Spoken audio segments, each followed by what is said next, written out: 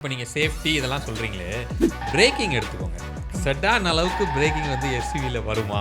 ஏன்னா அடித்த இடத்துல கான்ஃபிடென்ட்டாக நான் போய் வண்டியை நிப்பாட்டுவேன். இந்த விஷயத்தில் நான் பயப்படாமல் கார் ஓட்டுறேன். எனக்கு வந்து கீழே என்ன நடந்தால் என்ன அப்படின்ட்டு இருக்கு. ஆனால் எனக்கு செடானில் ஒரு கல் போட்டால் கூட டிங் அப்படின்னு கேட்கும். எனக்கு அது எங்கடா அடிச்சுது, ஏதாவது பிடுங்கிய போதா அப்படின்னு தான் இருக்கும். அப்படியே ஒரு கிளைட் ஃபீல் வந்து உங்களுக்கு கொடுக்கும். உங்களுக்கே தெரியாமல் உங்களோட ஃபேஸில் வந்து ஒரு ஸ்மைல் கிரியேட் ஆகும் நீங்கள் டிரைவ் பண்ணும்போது. ஆனால் நான் எஸ்யூவி ஓட்டி போனப்போ இன்னும் மக்களுக்கு வந்து அதிகமாக இந்த எஸ்யூவியோட மோகம் வந்து இருக்குது. அதை மீட் பண்ணுற மாதிரி எல்லா பட்ஜெட்லேயும் எஸ்யூவிஸ்ங்கிற நேம்ஸில் வந்து கொண்டு வந்துட்டே கண்டிப்பாக இருக்காங்க.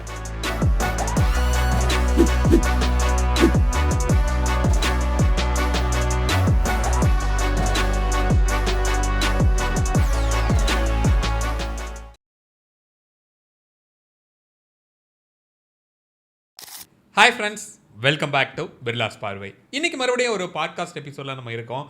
இது ஒரு 5வது எபிசோட் அப்படின்னு சொல்லலாம், ஒரு ஸ்டுடியோ செட்டப்பில். ஸோ இன்றைக்கி டாபிக் நம்ம எதை பிக் பண்ணியிருப்போம் அப்படின்னா, நீங்கள் தம்ப்நெயிலே வந்து பார்த்துருப்பீங்க, செடான் வெர்சஸ் எஸ்யூவி. நமக்கு செடான் செட் ஆகுமா இல்லை எஸ்யூவி செட் ஆகுமா அப்படிங்கிறத பற்றி தான் ஒரு பாட்காஸ்ட் வந்து நம்ம பேச போகிறோம். ஒரு செடான் லவ்வராக நான் இருக்கிறேன், ஒரு எஸ்யூவி லவ்வராக இந்த பக்கம் வந்து விஜய் ப்ரோ வந்து இருக்கார். ஸோ இதோட பாசிட்டிவ் என்ன, நெகட்டிவ் என்ன அப்படிங்கிறத ஒரு டிபேட் லெவல்லே வந்து இந்த ஷோ வந்து நம்ம கொண்டு போகலாம்.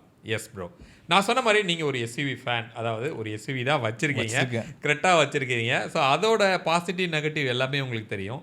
நான் வந்து ஒரு செடான் லவர், எனக்கு செடான் இல்லை, ஆனால் அடுத்த கார் வாங்கினா செடான் தான் வாங்கணும் அப்படின்னு சொல்லி ஒரு முடிவோடு இருக்கேன் அப்படின்னு சொல்லலாம். ரைட், இப்போது இந்த பாசிட்டிவ் அப்படின்னு நம்ம செடானில் பார்த்தோம் அப்படின்னா, அஃப்கோர்ஸ் அதோட டிரைவபிலிட்டி அப்படிங்கிறத கண்டிப்பாக யாராலையும் மறுக்க முடியாது. ஏன்னா நம்ம சின்ன பிள்ளையிலே நம்ம கார் அப்படின்னாவே வந்து என்னென்னா, அப்படி ஒரு ப்ரொஃபைல் தான் நம்ம வரைஞ்சிருப்போம். அந்த ப்ரொஃபைலில் ஒரு ப்ராப்பராக ஃபிசிக்ஸோடு இருக்கிற ஒரு கார் தான் வந்து செடான். அதில் ஹைவேல நீங்கள் ஒரு 1000 கிலோமீட்டர் ஒரு ஸ்ட்ரெச்சு கூட போங்க, அவ்வளோ அல்டிமேட்டாக டயர்டே இல்லாமல் இருக்கும் அப்படின்னு சொல்லலாம். இது நான் வந்து செடானில் ஸ்ட்ராங்காக பாசிட்டிவ் அப்படின்னு நான் சொல்கிறேன். இதே விஷயத்த நீங்கள் எஸ்யூவியில் சொல்லுங்கள், இதுக்கு மேட்ச் பண்ண முடியுமா? இல்லை, அதை நான் ஆரம்பத்தோட சொல்கிறேன், நானும் ஒரு செடான் லவ்வர் தான். ஆனால் நான் வந்து எஸ்யூவி தள்ளப்பட்டேன்னு சொல்லலாம். ஆனால் எஸ்யூவி வாங்கினதுக்கப்புறம் நான் ரொம்ப சாட்டிஸ்ஃபைடாக இருக்கேன். அதே மாதிரி ஒரு பாயிண்ட்னா, நீங்கள் ஹைவேல இப்போ லாங்காக வந்து ஒரே ஸ்ட்ரெச்சில் போகிறத சொல்லலாம், அதோட டிரைவபிலிட்டி ஒரு ப்ளஷராக இருக்குது தான். ஆனால் அந்த எஸ்யூவியில் நான் இப்போ வந்து செடானில் ஓட்டின விட ரொம்ப பயப்படாமல் ஓட்டுறேன்னு சொல்லலாம். அது முக்கியமான காரணம் வந்து பேட் ரோட்ஸ். நமக்கு வந்து ஹைவேவே இன்றைக்கி வந்து ஹைவேலேயே சில பேட் ரோட்ஸ் இருக்குது, சில பார்த்திங்கன்னா நிறைய கர்வ்ஸ் அண்ட் டேர்ன்ஸ் இருக்குது. அதுக்கப்புறம் பார்த்திங்கன்னா நமக்கு ஒரு லாங் ஜர்னி போனப்போ அந்த நம்ம சீட்டிங்கோட பொசிஷன் ஆகட்டும், அந்த இடத்துல வந்து எனக்கு இது ரொம்ப பாசிட்டிவாக தெரியுது. ஏன்னா நான் ஒரு செடானில் போகிறப்ப ரொம்ப பார்த்து கொஞ்சம் சிலதெல்லாம் போவேன். ஏன்னா நீங்கள் வெர்னா வச்சுருந்தேன், நமக்கு வந்து கிரவுண்ட் கிளியரன்ஸ் ரொம்ப கம்மி. ஸோ அப்போ வந்து என்ன ஆகுதுன்னா, கொஞ்சம் கேர்ஃபுல்லாக தான் ஓட்டுவோம். சில இடத்துல அந்த ஒரு கார் என்தூசியாஸ்டுக்கு இருக்கிற ஃபீல் இருக்கும், ஒரு ஹாப்பினஸ் இருக்கும். ஆனால் எங்கே எப்போ பள்ளம் வருமோ அப்படின்ட்டு இருக்கும். ஒரு சின்ன பம்ப்ஸ், ஏன் நம்ம இப்போ ஒரு ஹைவேல போகிறப்போ ஒரு அந்த பிரிட்ஜஸில் இருக்க அந்த ஜாயின்ஸில் கூட பார்த்திங்கன்னா செடானில் உள்ளே அப்படியே தெரியும், திடீர்னு தூக்கி போடும். எனக்கு இந்த எஸ்யூவியில் வந்து அது தெரியாதப்போ எனக்கு இது பாசிட்டிவ். நான் லாங்காக போவாட்டியும் இந்த விஷயத்தில் நான் பயப்படாமல் கார் ஓட்டுறேன். எனக்கு வந்து கீழே என்ன நடந்தால் என்ன அப்படின்ட்டு இருக்கு. ஆனால் எனக்கு செடானில் ஒரு கல் போட்டால் கூட டிங் அப்படின்னு கேட்கும். எனக்கு அது எங்கடா அடிச்சுது, ஏதாவது பிடுங்கிய போதா அப்படின்னு தான் இருக்கும். அதோட நான் ஒரு மேஜராக இன்னொரு இஷ்யூ பார்த்தது வந்து இந்த சைலன்சர் இருக்குல்ல, அதாவது செடானை பொறுத்தவரை நான் சொல்கிறேன், எப்போ பாரு ஓட்ட உதவி இது எப்படி தான் உடனே தெரியாது, எங்கே தான் தேய்க்க விடே தெரியாது. ஸோ அந்த இடத்துல எனக்கு ரொம்ப பாசிட்டிவாக இருக்குது. ஓகே, நீங்கள் டிரைவபிலிட்டி விஷயம் நான் இன்னொன்று சொல்கிறேன். இப்போ நான் செடானில் வந்து இப்போ நான் ஸ்லாவியாலாம் எடுத்துகிட்டு நான் பெங்களூருக்கு போயிருக்கிறோம், இன்னொன்று ஃப்ரெண்ட்ஸோட கார் எடுத்துகிட்டு லாங் போயிருக்கிறோம். ஸோ இதெல்லாம் நம்ம போனப்போ கூட ஒரு கார்னர் வருது அப்படின்னு வச்சுக்கலாம், நான் அதுக்கு பயந்ததே கிடையாது. கண்டிப்பாக ஒரு சடனாக நெஞ்சுக்குள்ளே பக்குன்னு ஒரு பயம் வரும். அந்த பயம்லாம் நமக்கு செடானில் எனக்கு வந்ததே கிடையாது. ஆனால் இதே நான் எஸ்யூவி நான் ஓட்டிகிட்டு போயிருக்கிறேன், ஷார்ப் கார்னர் வந்தால் நமக்குமே அறியாமல் ஒரு பயம். சடனாக ஒரு பேனிக் வந்து கிரியேட் ஆகுது, ஸ்பீடாக அடிச்சு பிடிச்சி லோ பண்ணி தான் நம்ம எடுக்கிற மாதிரி ஒரு ஃபீல் இருக்குது. அதை பற்றி நீங்கள் என்ன நினைக்கிறீங்க? இல்லை கண்டிப்பாக அதாவது நம்ம லேனே ஆக்சுவலாக மெயின்டைன் பண்ண முடியாது தான் எஸ்யூவியில். ஆனால் அதுக்கு தான் நாங்கள் இன்றைக்கி அடாஸில் கொண்டு வந்திருக்கோம்ல, அதை வச்சு இப்படியே ஓட்டிக்கிட்டு இருக்கோம்னு சொல்லலாம். பட் அடாஸ் உங்களுக்கு வந்து டாப் எண்டில் தான் வருது. அதுவுமே இருக்குது. பட் அந்த கார்னரிங் இல்லை அந்த நம்ம லேன்லாம் வந்து ப்ராப்பராக இதை மெயின்டைன் பண்ண முடியல. இன்னொன்று ஒரு சின்ன ஷார்ட் டர்ன்லாம் எடுத்தாலே ஆக்சுவலாக உள்ளே இருக்கிற டிஸ்கம்ஃபர்ட் வந்து எஸ்யூவியில் இருக்குது. பட் ஆனால் என்ன அந்த ஹை ஸ்டாண்டில் போகிறப்போ அது ஒரு கெத்துரா அப்படின்ற மாதிரி ஓட்டிக்கிட்டு. இப்போ நான் வந்து ஒரு 120க்கு மேலே ஒரு 130லாம் நான் போகிறேன் அப்படின்னா ஒரு செடானில் எனக்கு அது எந்த விதத்துலையுமே வந்து எனக்கு ஒரு பயத்தை க்ரியேட் பண்ணாது. அது அவ்வளோ ஸ்டேபிளாக அவ்வளோ ஏரோடைனமிக்காக வந்து ரோடில் போகும்போது ஒரு நல்ல ப்ரெஷர் வந்து கிடைக்குது. பட் அதே இது எஸ்யூவியில் கிடைக்கிறதில்ல. அதை நீங்கள் ஒத்துக்கிறீங்களா? ஆமாம், அது கண்டிப்பாக. அதாவது எஸ்யூவியில் 120க்கு மேலே போனாலே டிரைவர்களில் ஐ மீன் பின்னாடி இருக்கவங்கள டிரைவருக்கே தெரியும். நான் வந்து இதுக்கு முடியும் நம்ம வெறுனா நான் வச்சிருந்தப்போ அதில் ஓட்டினதுக்கும் இப்போ எனக்கு பயங்கர டிஃப்ரென்ஸ் தெரியுது. ஒரு 100 தாண்டினாலே நமக்கு அந்த ஒரு நல்லா தெரியும். ஏன்னா அது அந்த ஹைட்டில் இருக்கிறப்போ அந்த ஏர் கட் பண்ணி வண்டி போகிறப்போ அந்த ஏரோடைனமிக்கல் எந்த அளவுக்கு அதில் வந்து அஃபெக்ட் ஆகுது, இம்பேக்ட் இருக்குதுன்னு தெரியுது. இன்னொன்று எஃபிஷியன்சியுமே நமக்கு வந்து இதில் கம்மியாக இருக்குது. ஆனால் இருந்தாலும் நான் செடானை ஓட்டுறத விட இதில் எங்கே எனக்கு கான்ஃபிடன்ஸ் கிடைக்குதுன்னா, நான் கொஞ்சம் மேலே அப்ரைட்டாக உட்காந்துருக்கப்போ அங்கே என்ன போகுது அப்படிங்கிறத பார்த்து நான் இங்கேயே பிளான் பண்ணி போக முடியுது. ஆனால் எனக்கு செடானில் அப்படி முடியாது. போந்து எடுத்துக்கப்புறம் தான் ஐயோ லாரி வந்துருச்சு அப்படின்னு உள்ளே போவோம். அது என்னவோ வாஸ்தவம் தான். இப்போ நீங்கள் கிரவுண்ட் கிளியரன்ஸுங்கிற ஒரு விஷயம் வந்து சொன்னீங்க. பட் இப்போ அதை ஓவர் கம் பண்ணுறதுக்கு இப்போ நான் எனக்கு ஸ்லாவியா அண்ட் வெர்ச்சஸில் உங்களோட எஸ்யூவி அளவுக்கு எனக்கு ஹையர் கிரவுண்ட் கிளியரன்ஸ் வந்து ஓரளவுக்கு கொடுக்குறாங்க. அதனால எனக்கு வந்து அது கீழே தட்டும் அப்படிங்கிற பிரச்சனை எனக்கு கிடையாது. இன்னொன்று இன்க்ரஸ் அண்ட் எக்ரஸ் அதை நான் வந்து கம்பல்சரியாக நான் ஒத்துக்கிறேன். நமக்கே அதாவது நம்மளோட ஏஜுக்கே நம்ம ரொம்ப பெண்ட் பண்ணி உள்ளே போகும்போது கொஞ்சம் சிரமமாக இருக்குது. எல்டர்ஸ்க்கு கேட்கவே தேவையில்லை, ரொம்ப கஷ்டப்பட்டு தான் உள்ளே போவாங்க. அது செடான் வச்சிருக்கிற நீங்களுமே அதை நீங்கள் ஃபேஸ் பண்ணியிருப்பீங்க. உண்டா இல்லையாங்கிறத நீங்கள் கமெண்ட்டில் கூட சொல்லலாம். அது அஃப்கோர்ஸ் அது இருக்குதான். எஸ்யூவியில் வந்து அந்த விதத்தில் ரொம்ப ஹாப்பியாக உள்ளே போகலாம், ஹாப்பியாக வெளியே வரலாம். இப்போ எங்கள் பேரண்ட்ஸே வந்து இப்போ அவங்கள்ட்ட தான் இப்போ வெறுனா இருக்கிறனால அவங்க வந்து ஆனால் நான் இப்போ எஸ்யூவியில் ஏறுறப்போ அப்பா இதில் ஏறி இறங்க நம்ம ஈஸியாக இருக்குது, அதில் என்னடா பள்ளத்துக்குள்ளே உட்காந்து ஏந்திரிக்கிற மாதிரி இருக்குது, இது வேணாம் அப்படின்னு. இன்னொன்று அது நிறைய வந்து நமக்கு பக்கெட் ப்ரொஃபைலாக இருக்கனால நார்மலாக ஒரு சீட் டு சீட் உள்ளே மூவ் ஆகிறதே ரொம்ப சிரமப்பட்டு தான் மூவ் ஆகும். ஆனால் எஸ்யூவியில் வந்து அப்படி இல்லை. அந்த சீட் பொசிஷன் வந்து பெஞ்சாக இருந்தாலுமே அந்த ஹைட் இருக்கனால இன்டர்னலாக நம்ம உள்ள காருக்குள்ளே ஒருத்தர் வராரு பின்னாடி சீட்டில் உட்காந்து இன்னொருத்தர் ஏறுனா மூவ் பண்ணுறதே வந்து ஆக்சுவலாக கம்ஃபர்டபுளாக எஸ்யூவியில் இருக்குது. அந்த பேக் சீட்டில் செடானில் அதாவது கம்ஃபர்ட்டாக நீங்கள் சொல்லுங்கள். பேக் சீட் கம்ஃபர்ட் வந்து கண்டிப்பாக செடானில் தான் நான் பெஸ்ட்டுன்னு சொல்லுவேன். ஏன் அப்படின்னா நீங்கள் போய் உட்காந்துட்டிங்கன்னா உங்களோட காலை நீங்கள் நல்லா ஸ்ட்ரெச் பண்ணிக்கிறீங்க. ஒரு சீட்டிங் பொசிஷனே வந்து அவ்வளோ அழகான ஒரு பொசிஷன் கிடைக்கிது, நல்ல ஒரு லெக் ரூம் வந்து உங்களுக்கு கிடைக்கிது. ஆனால் ஒரே ஒரு டிஸ்அட்வான்டேஜ், நீங்கள் வீலுக்கு மேலே உட்காந்துருக்கீங்க, க்ளோஸர் டு த வீல் வந்து உட்காந்துருக்கீங்க. அப்போ அந்த வீல் என்னெல்லாம் ஃபேஸ் பண்ணுதோ அதை நீங்களும் ஃபேஸ் பண்ணுவீங்க. அந்த வீலோட கிட்டத்தட்ட பேசிக்கிட்டே நீங்கள் ட்ராவல் பண்ணுவீங்க அப்படின்னு சொல்லலாம்.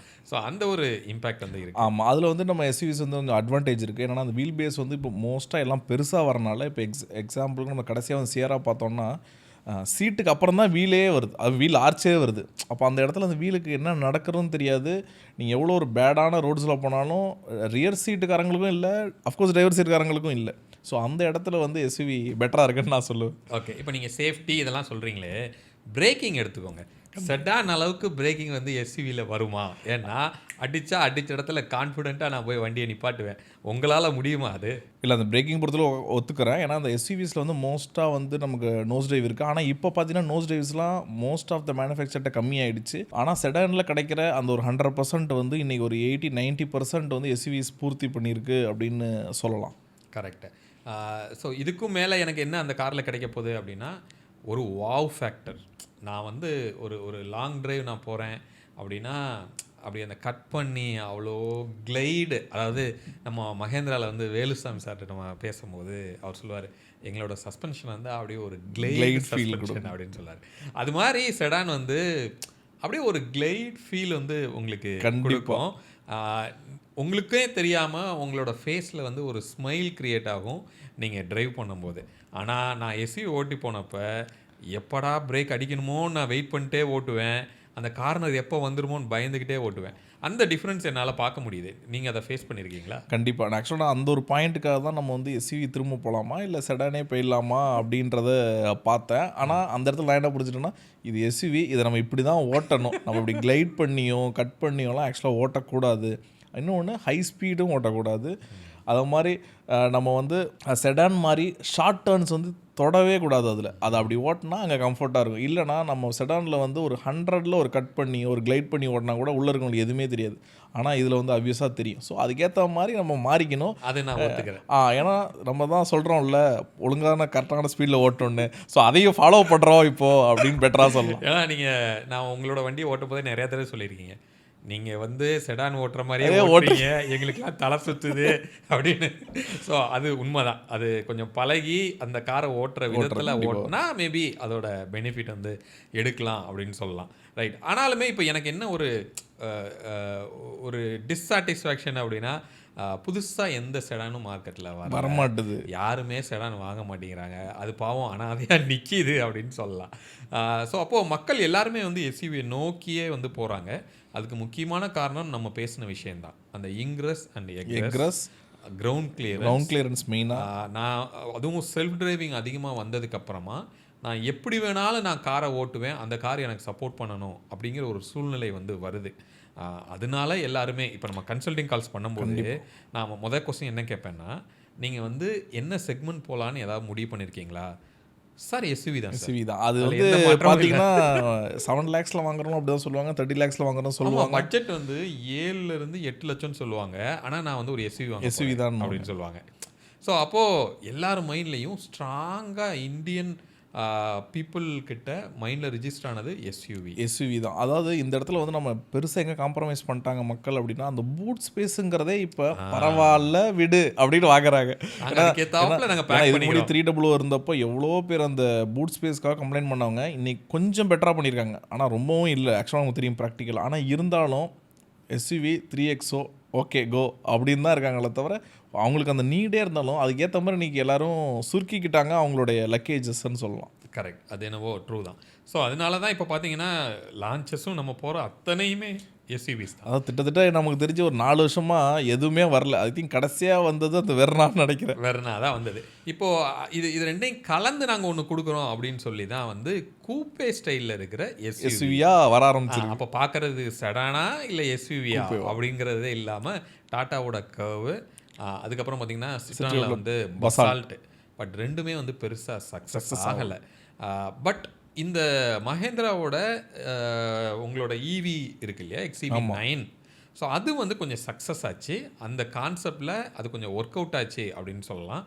ஏன்னா அதோட ரியர் வியூ பார்த்தீங்கன்னாவே அப்படி ஒரு ஜெயஜாண்டிக்கான மேசிவான ஒரு கூப்பே தான் அதுதான். ஆமாம். ஸோ அது கொஞ்சம் சக்ஸஸ் ஆச்சு. பட் இருந்தாலுமே இந்த கிராஸ் ஓவர்ஸ் வந்து ஒர்க் அவுட் வந்து ஆகலை.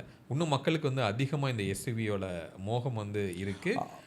அதை மீட் பண்ணுற மாதிரி எல்லா பட்ஜெட்லேயும் எஸ்யூவிஸ்ங்கிற நேம்ஸில் வந்து கொண்டு வந்துட்டே கண்டிப்பாக இருக்காங்க. அதே மாதிரி பார்த்தா நம்ம எஃபிஷியன்சியாக எடுத்துக்கிட்டோம்னா இது இந்த நமக்கு இந்த எஸ்யூவிஸ் அப்படின்னு சொல்கிறது கிரவுண்ட் கிளியரன்ஸ் அதிகமாக இருக்கனால அந்த ஏரோடைனமிக்கல் கம்மியாகிறனாலேயே நமக்கு எஃபிஷியன்சியும் கம்மியாகுது. ஸோ அந்த இடத்துல வந்து செடான் வந்து இன்னுமே பெட்டராக இருக்குதுன்னு சொல்லலாம். அதில் நிறைய ஆப்ஷன்ஸ் இருக்குது. ஏன் நம்ம ப்ரைஸ் பாயிண்ட்டாக எடுத்துட்டா கூட இன்றைக்கி வெர்னா எடுத்துக்கலாம், அப்படியே கரெக்டாக எடுங்க, ரெண்டுத்துக்கும் 1 லட்சம் 1.5 லட்சம் வித்தியாசம் இருக்குது. எதுக்குன்னே தெரியல. ஈவன் இப்போ டாக்ஸேஷன் வந்து லென்த்துக்கு இல்லை, கிரவுண்ட் கிளியரன்ஸுக்கு இல்லை, ஆனால் இன்னும் அப்படியே தான் இருக்குது. அதே தான் ஸ்லாவியா குஷாக்காக இருக்கலாம், இல்லை டைகூன் நம்ம வெர்டஸாக இருக்கலாம். கரெக்டு. ஸோ அப்போது இப்போ நம்ம சமீபத்தில் லான்ச் ஆன டாட்டாவோட சியாரா அகைன் அது ஒரு எஸ்யூவி தான். தென் இப்போ நம்ம ரீசெண்டாக பார்த்த நமக்கு கியாவோட செல்டாஸோட ஒரு ஜென்ரேஷன் வந்து வந்திருக்கு. இப்போது ஈவியில் பார்த்தீங்க அப்படின்னா விட்டாரா வரப்போகுது. இப்போ இந்த இயரில் இருக்க போகிற மோஸ்ட் ஆஃப் த லான்ச்சஸும் பார்த்தீங்கன்னா டஸ்டர் இருக்குது. ஸோ எஸ்யூவிஸ் தான் அப்படி இல்லை சார். கிட்டத்தட்ட 16 பிராண்டில் 4 பேர்ட்ட தான் செடானே இருக்குது அப்படின்னு சொல்லலாம். அது டீசலும் போயிடுச்சு. காம்பேக்ட் செடான்ஸில் அந்த சிஎன்ஜிஸ் கொஞ்சம் இருக்குது. இந்த நம்ம எக்ஸிக்யூட்டிவ் செடான், அதாவது இந்த வெர்னா, ஹோண்டா சிட்டி, வெர்டஸ்லாவி, இதில் வந்து எக்கானமியாகவும் ஒன்றும் இல்லை. அட்லீஸ்ட் இதிலலாம் அவங்க வந்து அந்த பாதி பூட்டை காம்ப்ரமைஸ் பண்ணிட்டு சிஎன்ஜியோ இல்லை ஹைப்ரிடையோ கொண்டு வந்தால் கொஞ்சம் பேர் வாங்குவாங்க. 50 லட்ச ரூபா கேம்ரியில் வச்சுருக்காங்க. டொயோட்டாவே இதை ஏதாவது பண்ணி ஒரு ஹைரைடரில் நீங்கள் பண்ணுறப்போ நீங்கள் ஒரு செடானில் ஏன் ஒரு ஹைப்ரிட் கொண்டு வரும், அப்படி ஏதாவது கொண்டு வந்தாங்கன்னா கண்டிப்பாக அந்த செடானுங்கிறது திரும்ப மேலே வரும்னு என்னோட அபிப்பிராயம். ஓகே. ஸோ அப்போ மொத்தத்தில் ஒரு செடான் பெஸ்ட்டா எஸ்யூவி பெஸ்ட்டா அப்படின்னு ஒரு வாக்குவாதம் வச்சோம் அப்படின்னா இதுதான் பெஸ்ட்டு அதுதான் பெஸ்ட்டுன்னு கண்டிப்பாக சொல்ல முடியாது. ஆனால் வேறு வழி இல்லாமல் எல்லாராலையும் செடான் வந்து வெளியே தள்ளப்பட்டது அப்படிங்கிறது தான் உண்மையான விஷயம். ஆட்டோமொபைல் இண்டஸ்ட்ரியிலையும் எல்லா கம்பெனியும் வேறு வழி இல்லாமல் அந்த காரை வந்து வெளியில் தள்ளிட்டாங்க. இன்றைக்குமே வந்து சேல்ஸ் ஃபிகர் பார்த்தீங்கன்னா வர்ச்சஸ் லாவியா வெர்னா இதோட ஹோண்டா சிட்டி எல்லாம் சேர்த்து ஹோண்டா சிட்டியும் சேர்த்து ரொம்பவே கம்மி. அது வந்து அதாவது இப்போ நம்ம பார்க்குறப்போ ஹையஸ்டே வந்து ஸ்லாவியா வெர்டஸ் தான் 4 டிஜிட்டில் இருக்குது. வெர்னாவும் நம்ம ஹோண்டா சிட்டியும் பார்த்தோன்னா ட்ரிபிள் டிஜிட்டில் வந்துருச்சு ஆல்ரெடி. ஸோ அது வந்து ரொம்ப கம்மியாக தான் ஆகிட்டுருக்கு. ஸோ அதனால் இன்னும் இணைய மாதிரி செடான் லவர்ஸும் இன்னும் இருக்காங்க. பட் அவங்களும் வேறு வழி இல்லாமல் எஸ்யூவிக்கு தான் தள்ளப்படுறாங்க அப்படிங்கிறது தான் ரொம்ப யதார்த்தமான ஒரு உண்மையான விஷயம். ஆமாம். அப்போது நீங்கள் எது செலக்ட் பண்ணணும்? நீங்கள் ஈவன்தோ நீங்கள் வந்து ஒரு செடான் லவராக இருக்கீங்க, இருந்தால் கூட சோசியல் வந்து அதாவது சொசைட்டி வந்து என்னைய எஸ்யூவிக்கு தான் தள்ளுதா அப்படின்னு கேட்டிங்கன்னா அது வந்து உண்மை தான்.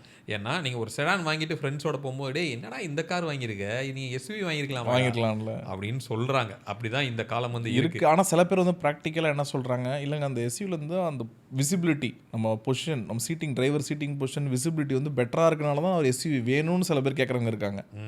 ஏன்னா அஃப்கோர்ஸ் எந்த ஒரு நம்ம ஒரு செடானில் உட்காந்தாலும் அவங்க போனட்டு தெரியாது, விசிபிலிட்டி தெரியாது, அவங்க பயங்கர ஒரு கால்குலேட்டிவாக வண்டி ஓட்டணும், ஒரு நல்ல எக்ஸ்பீரியன்ஸ்டாக இருக்கணும். இன்றைக்கி நிறைய பேர் நியூ ஐ மீன் அது கார் பையர்ஸாக வர்றப்போ அவங்களுக்கு ஒரு மினிமம் அந்த பஞ்சில் ஆரம்பித்து நமக்கு வந்து அடுத்தது பார்த்தீங்கன்னா 700 வரைக்குமே ஃபஸ்ட் டைம் பையர்ஸ்லாம் இருக்காங்க. ஸோ இவங்க எல்லாமே அந்த எஸ்யூவி அப்படிங்கிறத பிளைண்டாக போகிறதுக்கு அது ஒரு காரணமாக இருக்கும் தான். அதில் தான் மைக்ரோ எஸ்யூவி ஆமாம், மினி எஸ்யூவியே இருக்குது, மைக்ரோக்கும் கீழே இருக்குது, அது எஸ்ப்ரெஸோ இருக்குது. ஸோ இதெல்லாம் வந்து நம்ம எஸ்யூவி அப்படின்னு சொல்லி ஒரு பேர் வந்து நம்ம சொல்லிக்கிறோம். ஆனால் அந்த எஸ்யூவியில் நமக்கு கிடைக்க போகிறது என்னவோ கொஞ்சம் கிரவுண்ட் கிளியரன்ஸ் கூட, சீட் ஹைட் வந்து கொஞ்சம் அதிகம்.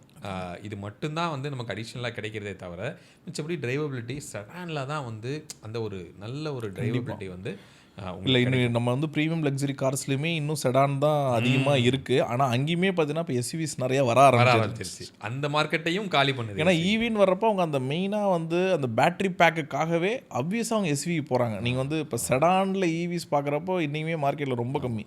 இந்த பிஎடில் இருக்க சீல் மட்டும்தான் இருக்குது. Correct, very true. ஏன்னா பேட்டரியோட பிளேஸ்மெண்ட்டுங்கிறது அது ரொம்ப இம்பார்ட்டன்ட். ரைஸ் ஆயிடுச்சுன்னா செடானோட கம்ஃபர்ட்டே போயிடுது. அதுலேயுமே நமக்கு பார்த்தோம்ல அந்த ரூஃபே நமக்கு ரொம்ப ஐ மீன் 6 ஃபீட்லாம் பிஓடிசியில் உட்காரவே முடியாது போல். கரெக்ட். ஸோ இந்த மாதிரி கொஞ்சம் நிறையா சட்ட சிக்கல்கள்னு சொல்லுவோம்ல, அந்த மாதிரி நிறையா சிக்கல்கள் வந்து இந்த செடானுக்கு வந்து வந்துருச்சு. காலம் வேறு வழி இல்லாமல் இன்னும் ஒரு 2-3 வருஷத்தில் இருக்கிற செடான்ஸும் வெளியில் வந்து போயிடும். எல்லாம் பாக்ஸாக தான் நம்ம ரோட்டில் வந்து ஓடிட்டுருக்க போது, வேறு வழியே இல்லாமல் நம்மளும் அதை தான் வந்து வாங்க போகிறோம். நீங்கள் என்ன நினைக்கிறீங்க? உங்களோட ஃபேவரட் வந்து என்ன, எஸ்யூவியா செடானா? அப்படி எஸ்யூவி தான் உங்கள் ஃபேவரட்னா உங்களோட ஃபேவரட்டான ஒரு எஸ்யூவி கார் எது? நீங்கள் ஒரு செடான் லவராக இருந்தால் உங்களோட ஃபேவரட்டான ஒரு செடான் வந்து எது அப்படிங்கிறத தாராளமாக நீங்கள் கமெண்ட்டில் வந்து சொல்லலாம். நீங்கள் என்ன ஃபீல் பண்ணுறீங்கிறத பற்றியும் சொல்லுங்கள். மீண்டும் அடுத்து வேறு ஒரு பாட்காஸ்ட்டில் உங்களை வந்து நாங்கள் சந்திக்கிறோம். அது வரைக்கும் உங்களிடமிருந்து விடைபெறுவது உங்கள் பிர்லா விஜய். பை.